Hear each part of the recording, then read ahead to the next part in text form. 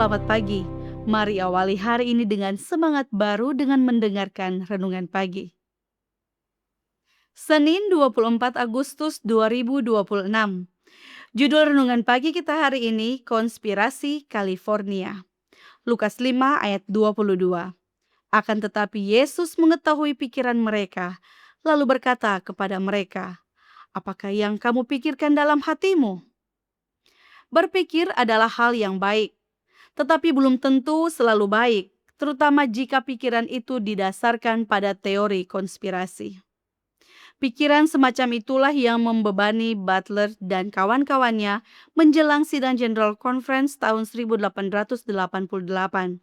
Pemicu konspirasi ini adalah sebuah surat dari pendeta California, William Healy, yang dikirim kepada Butler pada akhir September. Healy menyatakan bahwa para pemimpin gereja dari Barat, yaitu Jones, Wagner, W.C. White, dan Ellen White, telah menyusun rencana untuk mengubah teologi denominasi. Sebelum surat Healy tiba, Butler sebenarnya sudah dalam kondisi emosi yang stabil. Ia memang tidak menyukai munculnya gagasan-gagasan baru tentang Daniel dan Galatia.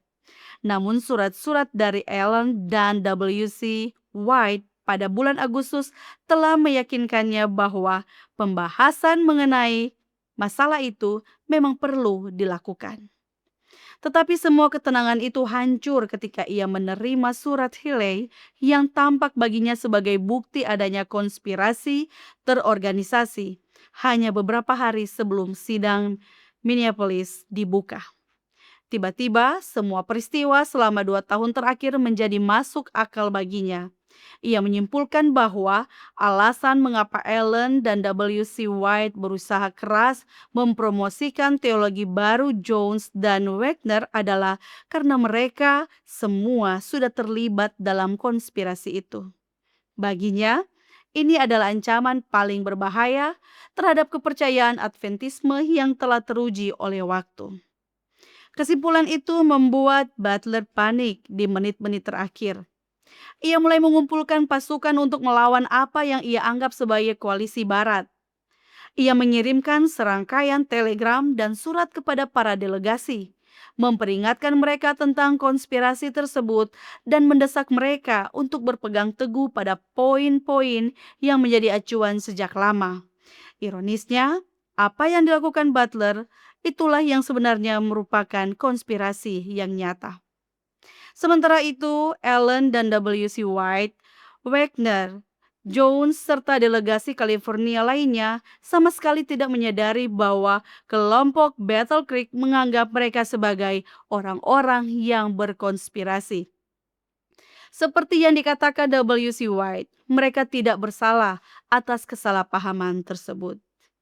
Ketidaktahuan ini justru membuat orang-orang Barat tanpa sadar terbawa dalam permainan para pendukung teori konspirasi. Berpikir dengan benar saja sudah cukup sulit. Namun jika pikiran sudah tercemar oleh teori konspirasi, maka berpikir secara jernih dan objektif menjadi hampir mustahil. Kita perlu selalu waspada terhadap pola pikir seperti itu dan berdoa memohon rahmat Tuhan agar terbebas darinya. Amin. Mari kita berdoa. Tuhan Allah Bapa kami yang bertahta dalam kerajaan surga, terima kasih Tuhan untuk penyertaan-Mu kepada kami. Sepanjang malam dalam istirahat, Engkau boleh jaga lindungi kami, sehingga boleh bangun pada pagi ini dan tidak kurang suatu apapun juga.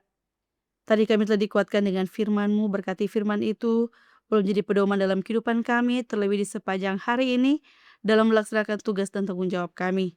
Dimanapun kami pergi dan berada, biarlah penyertaan Tuhan boleh menjadi bagian dari masing-masing kami, orang tua, saudara-saudara kami.